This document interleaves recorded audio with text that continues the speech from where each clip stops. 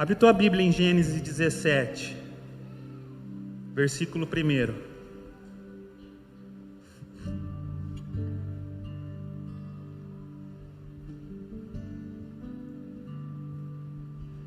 Sendo, pois, Abraão da idade de 99 anos, apareceu o Senhor a Abraão e disse-lhe: Eu sou o Deus Todo-Poderoso, anda em minha presença e sê perfeito.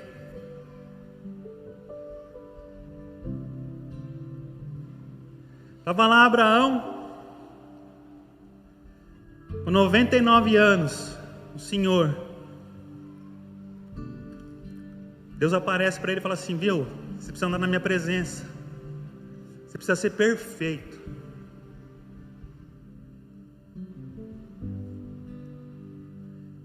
Porque através do seu comportamento, nós vamos levantar um povo. Através da tua vida, vai ser gerada uma nação. É um povo separado, povo escolhido, povo santo. A palavra santo significa separação.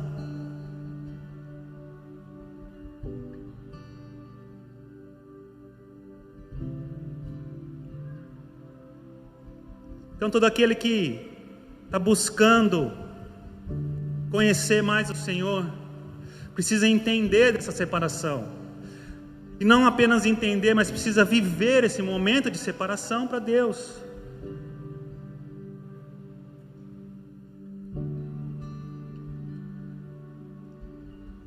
Porque o mundo lá fora está olhando para a gente, cristãos ou crentes,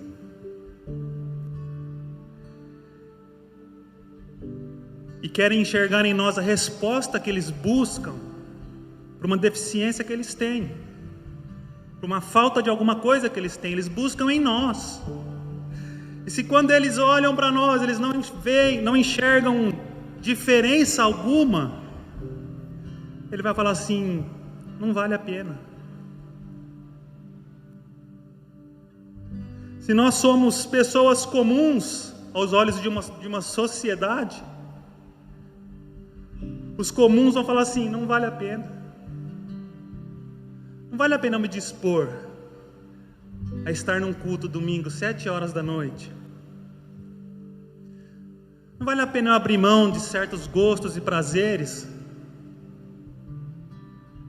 para satisfazer um Deus que, olha lá, ele fala tanto de um Deus que transforma, que faz, que cura, mas aí, ó.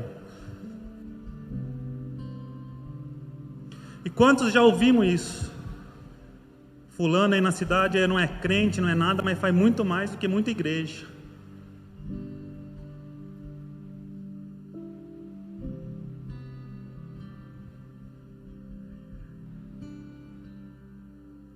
Por causa desse testemunho, que muitos são levados a se afastar de Deus, a se afastar da presença do Senhor. Outros nem se achegam. E quando a gente entende que eu aceitei a Cristo, eu transformei minha vida, eu me batizei, eu fiz tudo o que a Bíblia fala para fazer, mas eu decido não andar na presença de Deus, não valeu de nada. Eu virei de costa para a cruz de Cristo. Todo o esforço de Jesus foi em vão.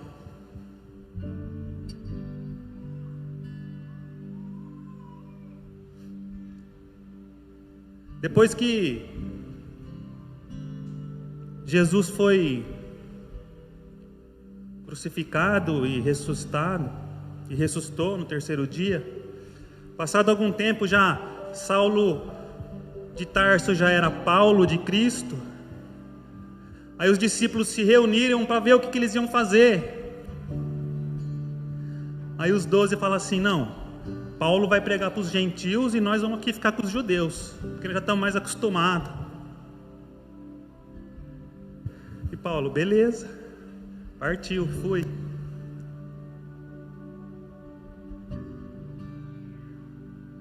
O que acontece?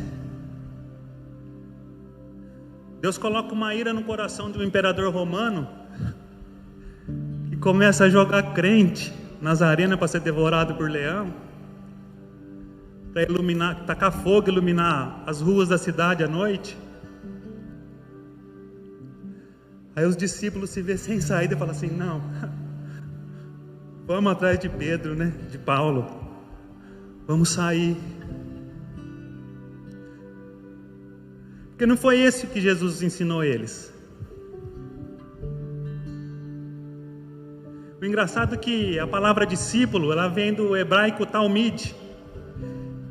E se a gente for estudar a palavra, a gente vai ver que os talmidins eram aqueles que comiam do pó da sandália dos seus mestres. Você tem noção do que é isso?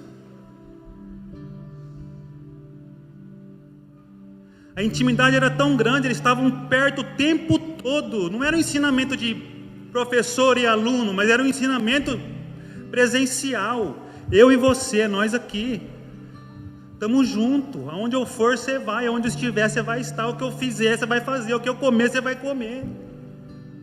A proximidade, a intimidade deles era tão forte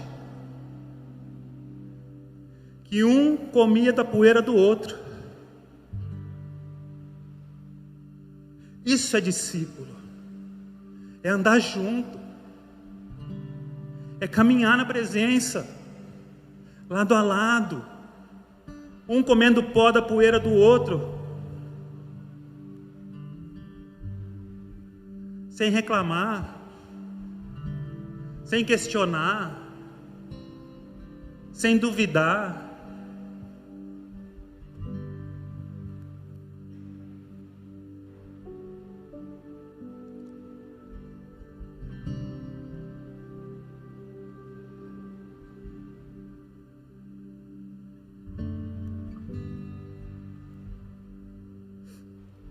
Põe Salmo 139, de 1 a 12. Eu amo demais esse salmo. Volta e meia eu caio nele. Senhor, Tu me sondas e me conheces. Tu sabes o meu assentar e o meu levantar. De longe entendes o meu pensamento. Cercas o meu andar e o meu deitar e conhece todos os meus caminhos. Não havendo ainda palavra alguma na minha língua, eis que logo, ó Senhor, Tu conheces. Tu me cercaste por detrás e por diante, e puseste sobre mim a Tua mão. Tal conhecimento é para mim maravilhosíssimo, tão alto que não posso atingir. Para onde me irei do Teu Espírito? Ou para onde fugirei da Tua face? Se subir ao céu, lá estás. Se fizer no inferno a minha cama, eis que Tu ali estás também.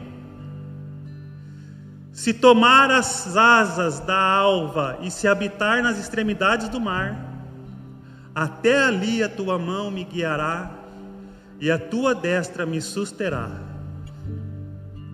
Se disser: de certo que as trevas me encobrirão, e então a noite será luz à roda de mim. Nem ainda as trevas me encobrem de Ti, mas a noite resplandece como o dia. As trevas e a luz são para Ti a mesma coisa. Quem consegue contemplar a grandiosidade de Deus nesse texto, a soberania do Senhor sobre as nossas vidas?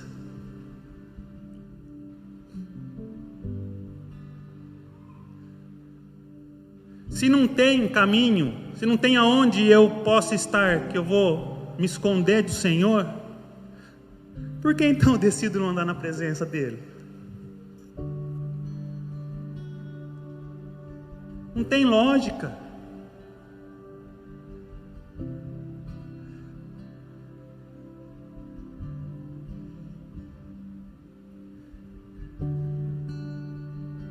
Ninguém esconde de ninguém de Deus.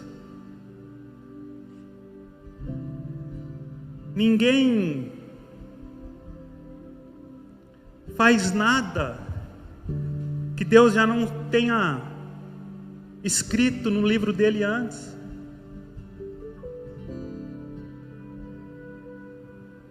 A soberania do Senhor, ela é maravilhosa.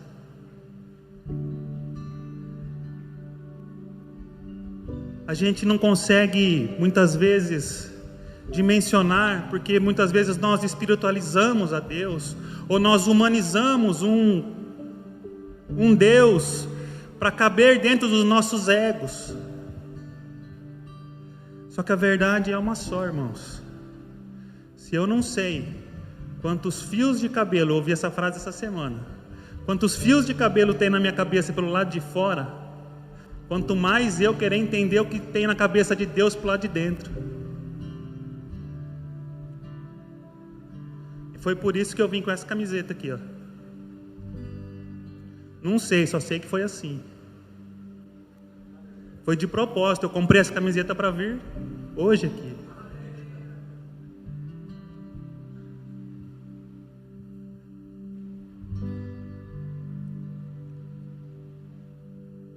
Tudo que Deus faz, Ele tem um propósito.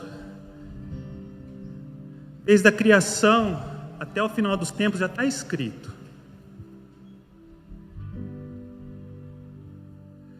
Se Ele já deu o fim, Ele já preparou o caminho. Os nossos caminhos já estão aplainados. Mas se nós decidirmos caminhar por terrenos pedregosos, essa é uma escolha que cabe a nós fazer. Não que Deus não esteja vendo, porque nada a gente faz escondido do Senhor. Nós acabamos de ler aqui. Aonde eu estiver, não tem lugar nesse mundo que eu vou estar escondido da mão de Deus ou dos olhos do Senhor. Não tem o que eu faça que Deus não saiba.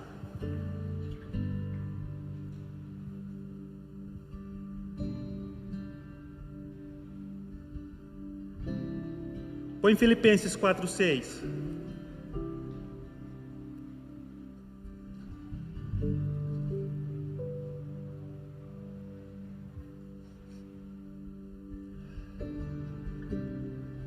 Não estejais inquietos por coisa alguma, antes as vossas petições sejam em tudo conhecidas diante de Deus pela oração e súplica com ação de graças.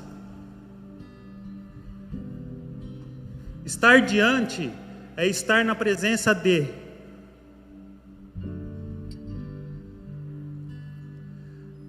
Para eu estar na presença do Senhor, eu tenho que ter um tempo de relacionamento com Deus. Eu preciso destinar um momento de busca com o Senhor, através da leitura da palavra, através da oração.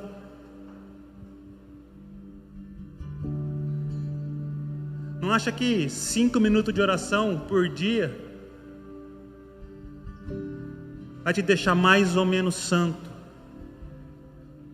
Ou que 5 minutos de leitura? Não existe uma receita para isso. É você quem administra o seu tempo, e cabe a você selecionar os melhores momentos para o Senhor. Assim como a gente traz as melhores ofertas, assim como a gente faz tudo de melhor para o Senhor, nós temos que destinar o nosso tempo para Deus também da melhor maneira possível.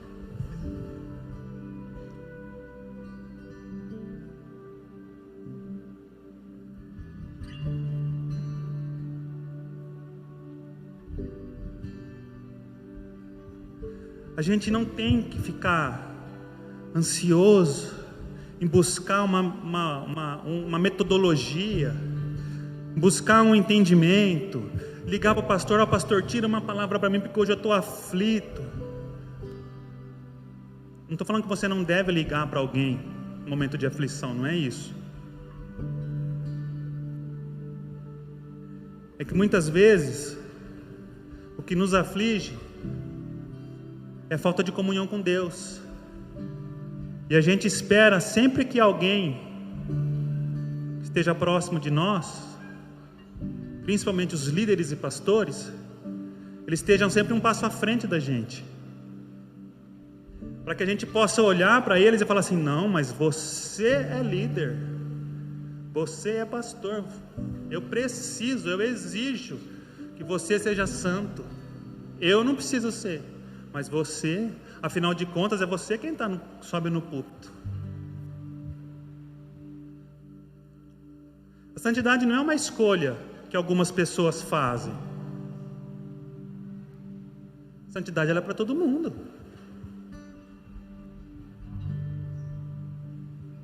Não é porque eu estou aqui que eu sou mais santo. Não é porque o louvor sobe no altar que ele é mais santo.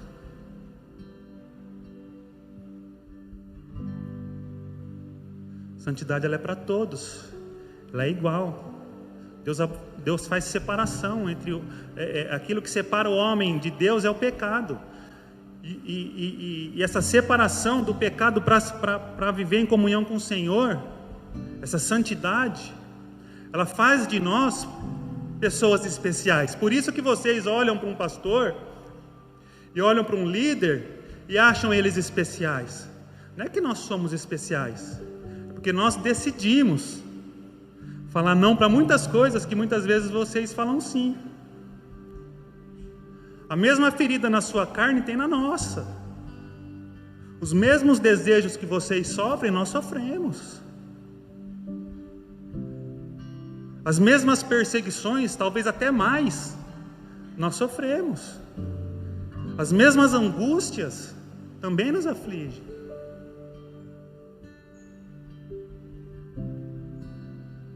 Não foi fácil para mim ter que carregar um caminhão de mudança aí para Agudos, 2 anos e pouco atrás.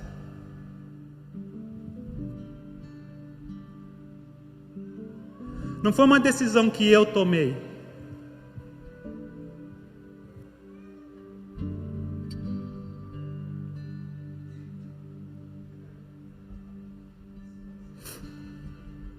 Michael esteve lá em casa com os irmãos, e eu falei assim, foi naquela semana eu tinha colocado um negócio no Facebook, eu falei assim, cara, muitas vezes a ceia do Senhor, ela tem que ser ministrada com leite, sabe, com todinho, porque aqueles que se dizem corpo de Cristo não entenderam o sacrifício de Jesus na cruz, não tem maturidade para digerir o corpo de Cristo numa santa ceia, não entendeu o propósito que Deus nos chamou. Você acha que Deus chamou a gente para ser membro de uma igreja, fazer parte de uma instituição, trazer um dízimo aqui para ajudar na obra? Se fosse assim, você compra um título lá no clube Alvorada lá e fica sócio lá, tem academia, tem piscina, tem show de fim de semana. Não é isso que nós buscamos. Nós estamos aqui porque buscamos algo sobrenatural, que não vai só nos saciar em comunhão com os irmãos, a necessidade de social um dos outros, mas também vai saciar a nossa a disfunção espiritual, vai nos trazer alimento. E a grande maioria não entendeu ainda o que é viver na presença de Deus. E é por isso que no meio da igreja há dissensões, divisões, denominações que não se dão, uma fala mal da outra e fica aquele negócio. Aí hoje nós temos as mídias sociais, né? Na internet fica aquele... E a gente no meio, sem entender nada.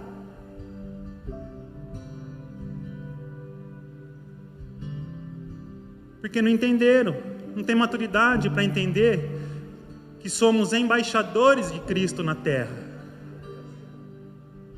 Qual que é a função do embaixador? Representar o seu governo, aonde ele está, para onde ele foi enviado. Se nós estamos aqui, nós somos embaixadores de Cristo na terra. E onde que eu vou representar o reino? lá fora.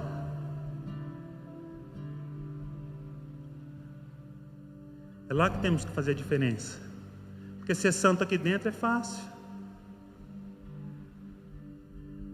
Ser santo domingo à noite é fácil. Não dói para ninguém. Vim aqui dar uns glória, né, pastor Leandro? Pular.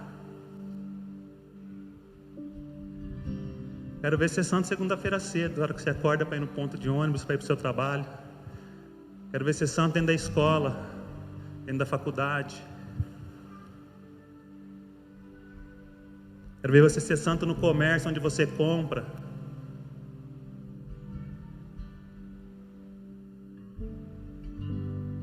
Aí que está a diferença.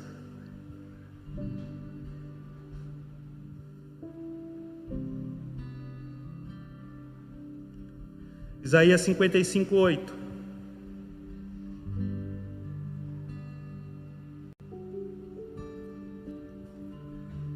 Porque os meus pensamentos não são os vossos pensamentos, nem os vossos caminhos são os meus caminhos, diz o Senhor. Enquanto a gente está andando aqui, olhando para o chão, Deus já está lá na frente. Se a gente continuar o texto de Salmo 139, e vai falando que, o salmista vai falando que, antes mesmo de eu ser gerado no ventre da minha mãe, o Senhor já conhecia os meus dias todos e já tinha escrito no livro da vida.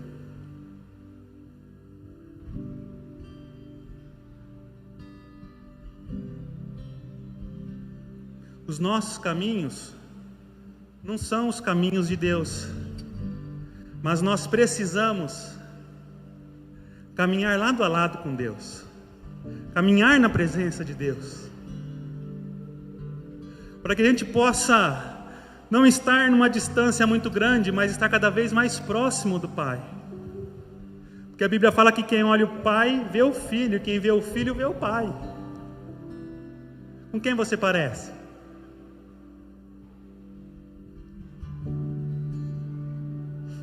Eu sempre falo aqui, vou falar de novo.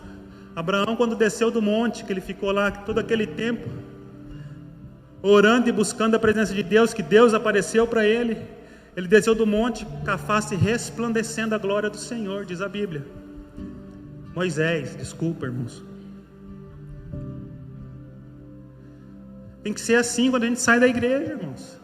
Quando a gente sai da presença de Deus, quando a gente tem um momento de oração e busca da palavra lá no nosso quarto, lá na nossa casa. Quando a gente encara o mundo tem que olhar para nós com aquele mesmo temor que olhou para Moisés. A face brilha.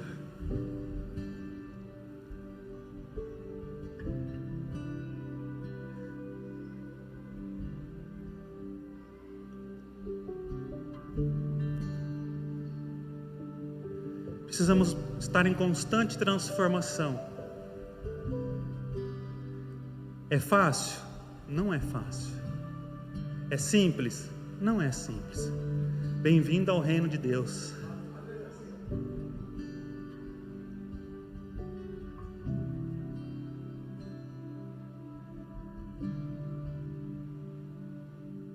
Se fosse fácil, Deus não teria escolhido um povo.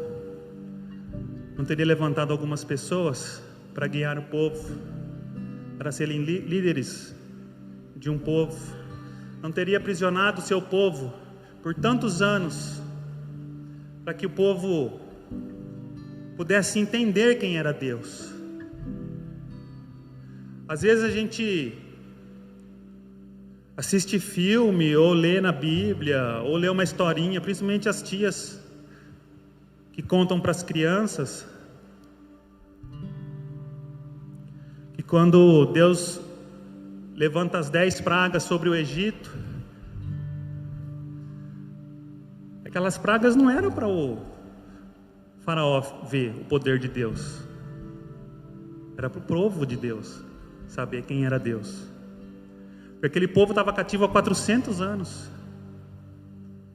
eles já não tinham mais cultura própria.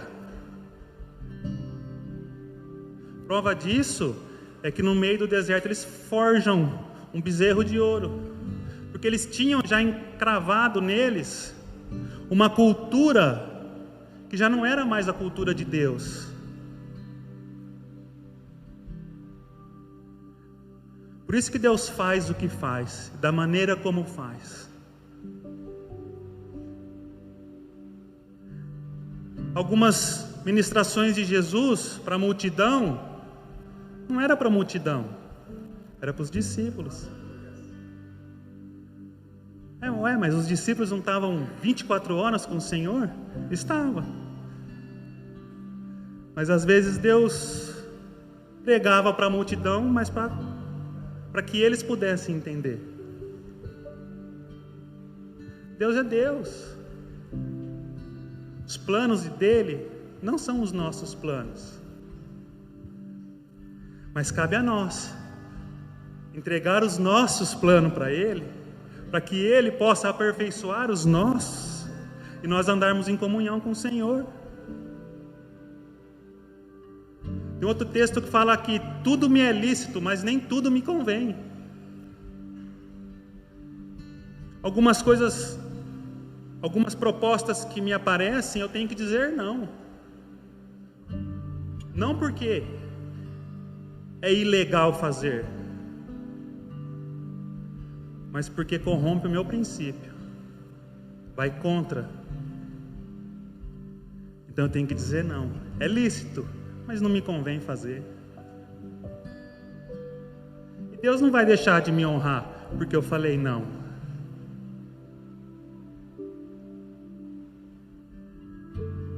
Deus não vai deixar de fazer porque você não aceitou essa proposta. Era legal, era bonita, era.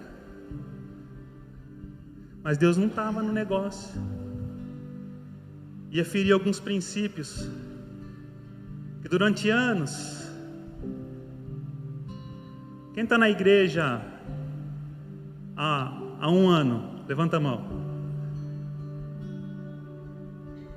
Há mais de um ano, há 2, entre 1 e 2. 3. Quem está na igreja há mais de 10 anos?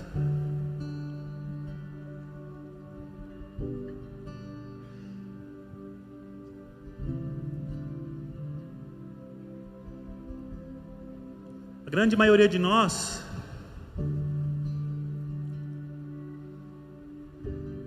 não somos quaisquer pessoas. Nós temos um contato com a palavra de Deus há bastante tempo. Então eu não posso falar que nós somos imaturos. Talvez irresponsáveis, mas não imaturos. A imaturidade é para aquela pessoa que está tendo os primeiros contatos. Tudo é novo para ele. E muitas vezes, principalmente os jovens que são recém-convertidos, se atropelam na afobação, porque tem um vigor para fazer as coisas para Deus, que acaba se atropelando e derrubando as coisas. E a gente entende isso. Eles não fazem por mal. Mas agora, eu estou há mais ou menos 35 anos dentro da igreja. Eu não posso cometer o mesmo erro que um jovem que está aí há um ano e pouquinho, conhecendo o Senhor, buscando na presença de Deus, querendo evangelizar e levar a palavra para todo mundo. Cometer o mesmo erro. Está certo que eu não tenho nem o mesmo vigor mais que ele tem. Mas a minha maturidade já não me permite mais fazer certas coisas. Porque eu já sei lá no fundo, no fim. Eu já passei por isso. Por isso eu entendo. A vontade, a intrepidez deles, dos recém-convertidos, são tão grandes. Em querer exalar aquilo que está dentro dele, aquilo que ele está recebendo. Mas hoje eu tenho essa maturidade espiritual para fazer aquilo que o jovem faz, mas de maneira diferente, com mais prudência, né? Porque eu já cometi aqueles erros, e que os erros que eu cometi lá atrás não foram para me desanimar, não, foi para me promover onde eu estou hoje, para me colocar nessa maturidade que eu tenho aqui hoje.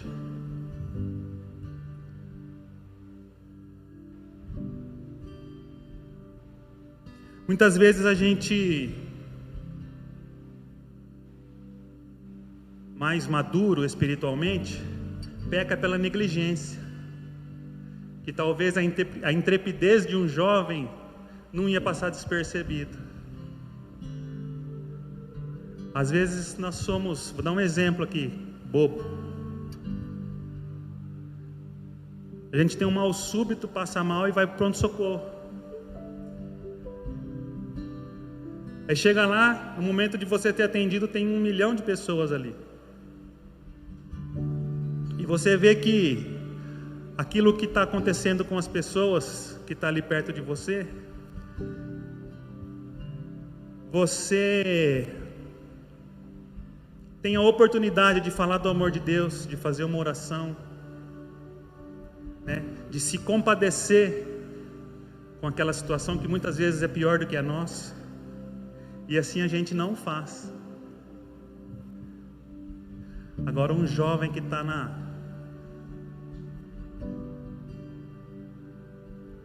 o fogo explodindo dentro dele, até no pronto-socorro, ele está tomando o soro e está falando do evangelho para quem está do lado ali. Não, porque você precisa ir lá, irmão, você precisa ver. É ou não é?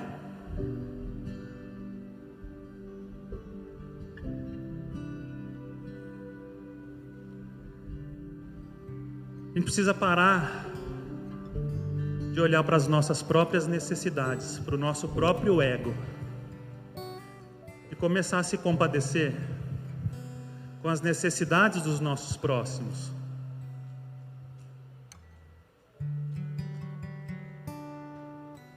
Porque talvez um parente nosso, da nossa família, não caminhe na presença do Senhor, porque olha em nós e enxerga uma pessoa estranha,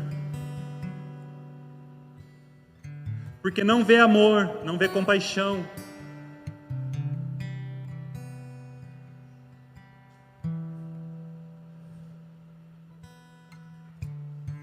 Querendo ou não, irmãos, o chamado para missões, ela não é para algumas pessoas. Missionário é todo mundo. Porque Jesus fala assim, ide. E o ide é dentro de casa. Ele começa num ambiente e vai ganhando proporção, e vai ganhando proporção.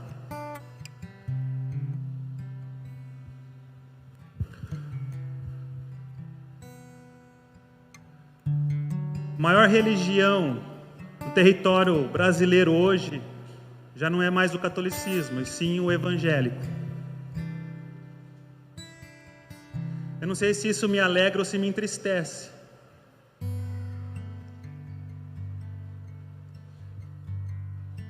Na verdade, eu tenho esses dois sentimentos. É uma alegria porque a palavra de Deus tem ampliado e tem buscado. Mas assim, me entristece porque eu não tenho visto o resultado. Porque qual que é o fruto de um servo de Deus? É não ceder às corrupções, né? A gente vê um país na esfera política, social, ainda está carregado dentro da gente, não só no brasileiro, mas em todo ser humano, por razão da queda, a gente carrega o pecado. Mas eu até entendo quando a gente era minoria, Os evangélicos é uma pequena parcela. De repente chegou a ser a metade. Agora já é a maior religião. E a população continua a mesma. Quer dizer, não tem resultado, não está gerando nada. O que nós estamos fazendo? O que nós estamos pregando? Que evangelho é esse que não tem alcançado as pessoas? Não tem tocado? Não tem feito diferença para ninguém?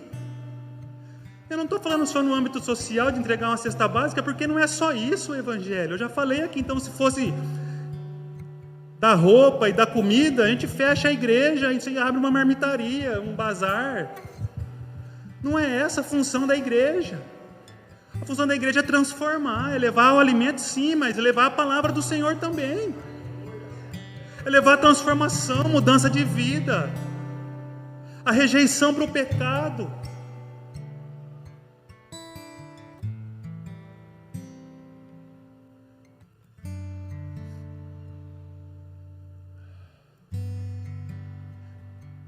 Qual é o nosso lugar? Qual é o lugar que a gente ocupa? O que nós estamos fazendo que não está incomodando ninguém? Porque lá atrás os apóstolos, os discípulos de Jesus incomodaram muita gente.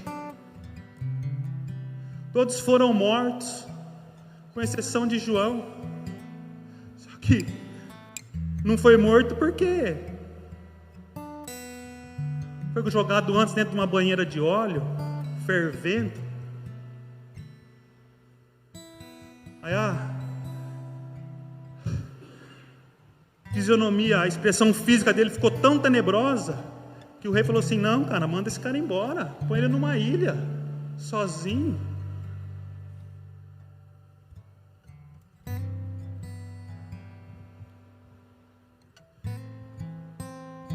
Não estou falando para você morrer por Jesus. Agora nós vamos ser perseguidos, não é isso. Estou falando que nós precisamos gerar em outras pessoas o desejo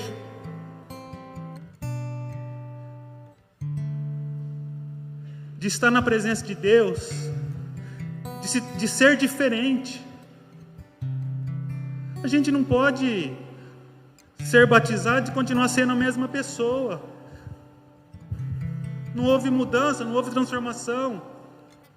A gente não está caminhando com Deus. Deus está aqui, nós estamos aqui. Deus está indo para frente, nós estamos indo para trás.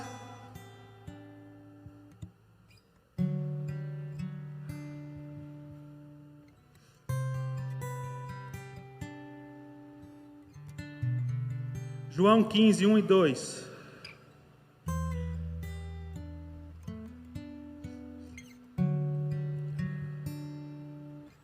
Eu sou a videira verdadeira e meu pai é o lavrador. Toda a vara em mim que não dá fruto, atira e limpa toda aquela que dá fruto, para que dê mais fruto.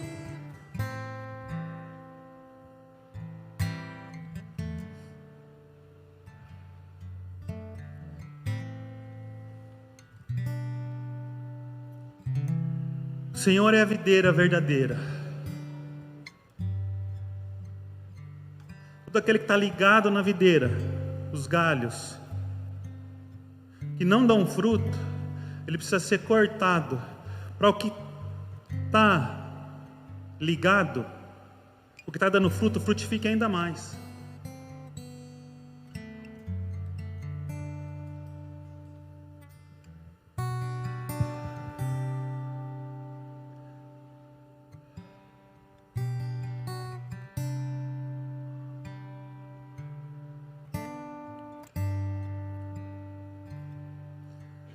A gente precisa estar conectado com Deus, ligado na videira. E não apenas ligado e conectado na videira, mas frutificando, para que nós não venhamos a ser cortados. Porque um dia, não sei quando, mas eu sei que está próximo, nós vamos estar na presença de Deus.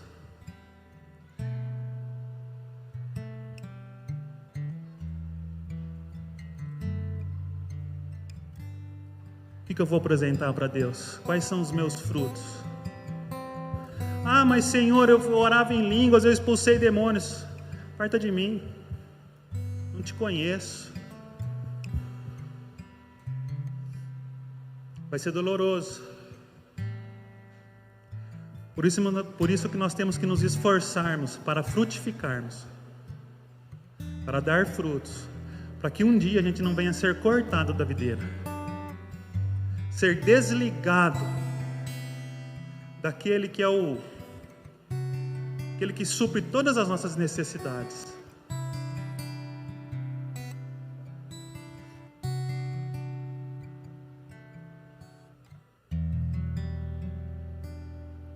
Marcos 25, 25 até 34.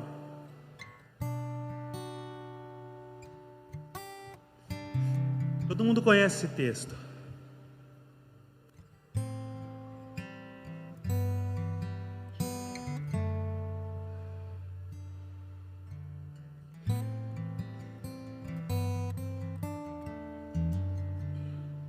Aconteceu que certa mulher havia 12 anos sofrendo de uma hemorragia e muito padecia à mão de vários médicos, tendo despendido tudo quanto possuía, sem contudo de nada aproveitar. Antes, pelo contrário, indo a pior, tendo ouvido a fama de Jesus, vindo por trás dele, e por entre a multidão, tocou-lhe a veste. Porque dizia: se eu apenas lhe tocar as vestes, ficarei curada.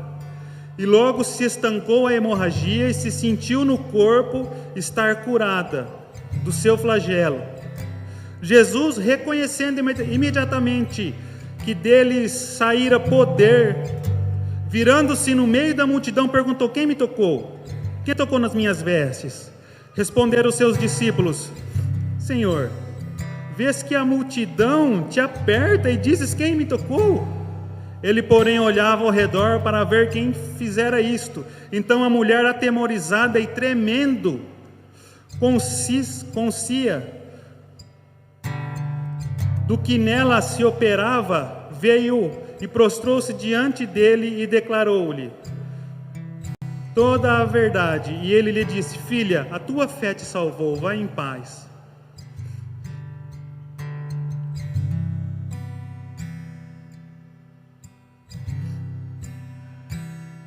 No meio de uma multidão, um simples toque no tecido, na roupa,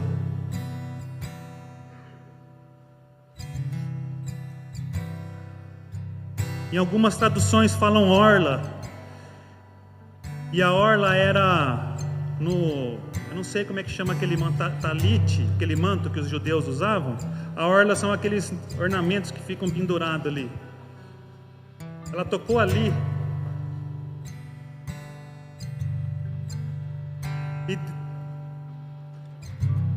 e ela foi curada. Uma multidão cercava Jesus. As pessoas estavam aflitas, querendo buscar uma palavra, ver uma novidade. Mas aquela mulher, como a viúva no gasofilácio, no meio de uma multidão, ela se destacou aos olhos de Jesus. A fé dela, porque ela ouviu falar de Jesus. É esse Jesus que nós precisamos entregar para o povo lá fora, aquele povo que só ouviu falar de Jesus, mas que nós experimentamos, nós sabemos do poder, da plenitude do Senhor, que muitas vezes nós não entregamos porque nós somos egoístas, nós queremos as bênçãos só para nós. Essa aqui é a verdade. A gente quer a prosperidade para a gente, a gente quer as bênçãos do Senhor para a gente. A gente é incapaz de, lá no nosso trabalho, nós entregarmos as bênçãos que nós recebemos aqui no domingo, na segunda-feira, contar as boas novas do Senhor lá, fazer uma oração para quem está com o coração aflito.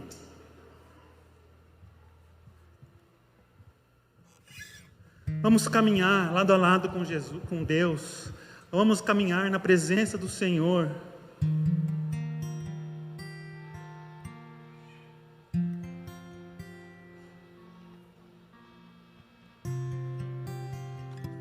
Põe Lucas 6:12.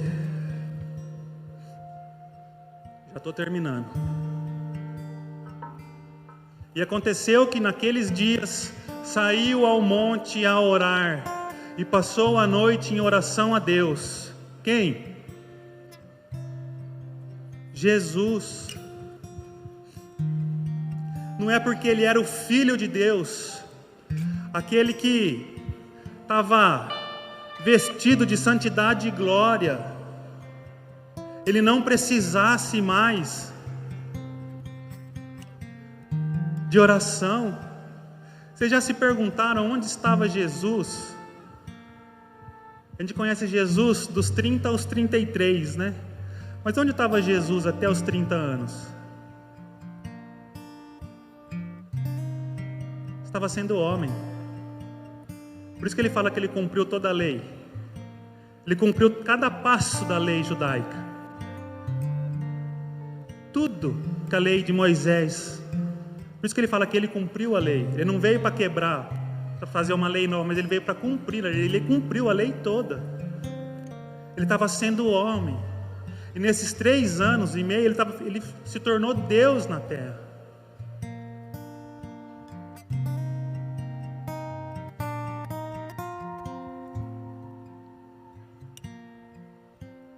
Precisamos buscar mais intimidade com Deus. E é através da oração, é da busca pela palavra. Sempre falo isso e sempre vou falar. A nossa intimidade com Deus é através da busca. Não tem como eu comer o pó da poeira de uma pessoa que está caminhando a 1 quilômetro na minha frente. Eu tenho que estar lado a lado, corpo a corpo. A poeira que ele levantar eu vou comer.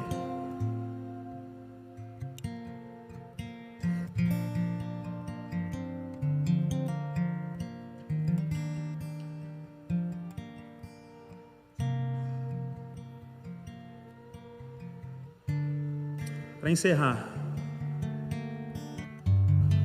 põe Lucas 4, do 18 ao 19.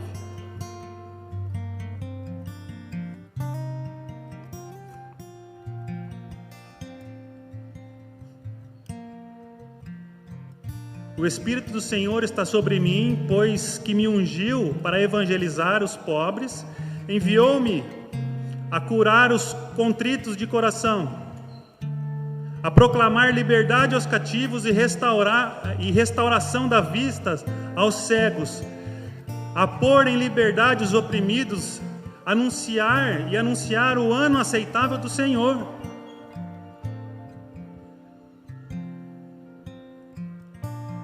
Andar com Deus é isso aqui. Ele nos ungiu, Ele nos capacitou para fazer tudo aquilo que nós lemos. Levar a vista aos cegos, libertar os cativos, curar os enfermos, chorar com os que choram, se alegrar com os que se alegram. Precisamos gerar em nosso coração um estilo de vida diferente a partir de agora. Precisamos viver de maneira diferente a partir de agora. Não apenas buscar na caixinha de promessa aquela palavrinha que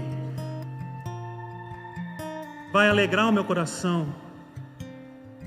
Porque quando João Batista pregava no deserto, a Bíblia fala que ele vestia a pele de camelo, comia gafanhoto com mel silvestre. E qual que era a mensagem que João Batista pregava no deserto? Que a multidão saía da onde estavam para ir ouvir o que ele pregava lá. Arrependei-vos, raça de víboras. Dura a palavra, né? Mas o povo saía do conforto da casa deles para ir no meio do deserto para ouvir isso daí. Arrependei-vos. Arrependei-vos. sem arrependimento, nós não vamos caminhar na presença do Senhor. Arrependei-vos. Amém? Se coloque em pé.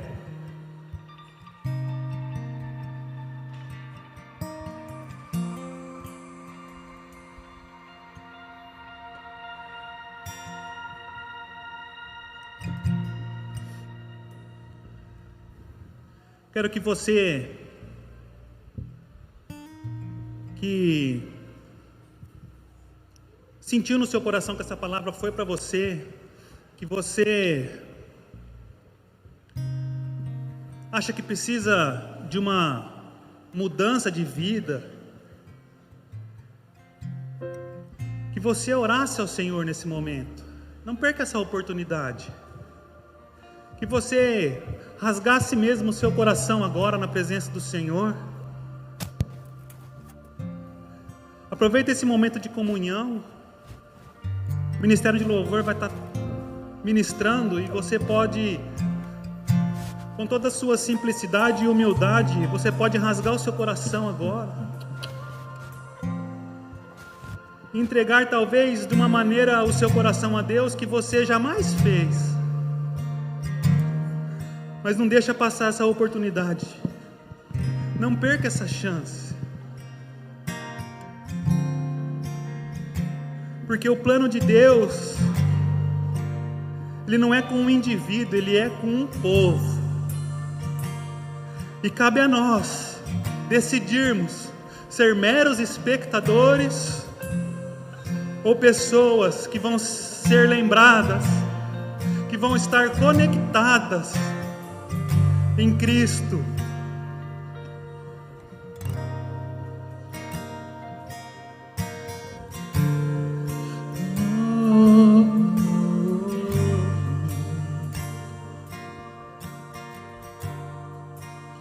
E a Ele a glória,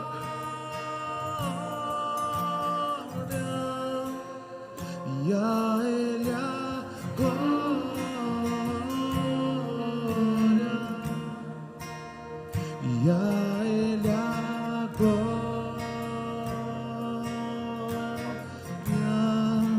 para sempre. Amém. E a Ele a glória. E a Ele a glória,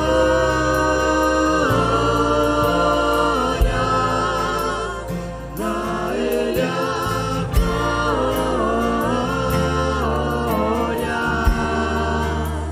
e a Ele a glória,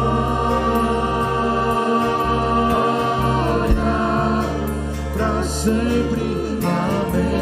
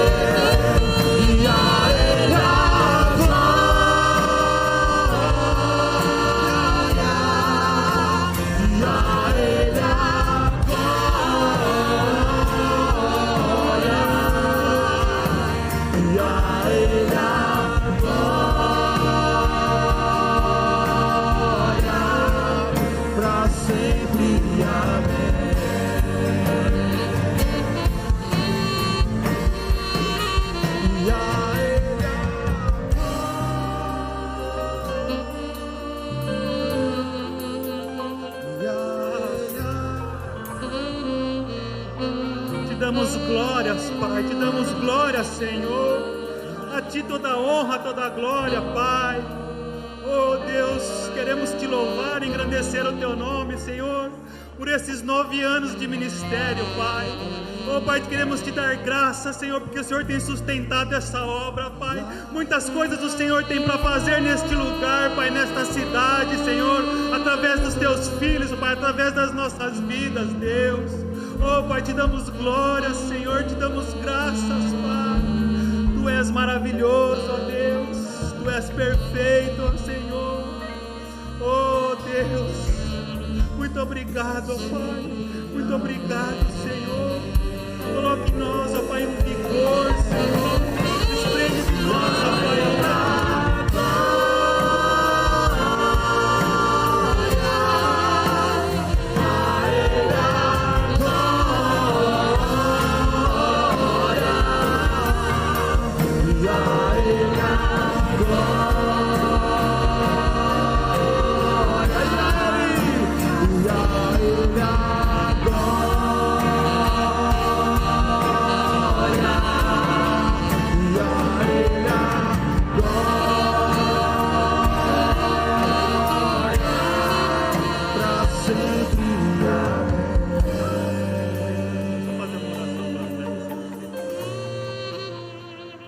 quero que você estenda a sua mão para o nosso pastor.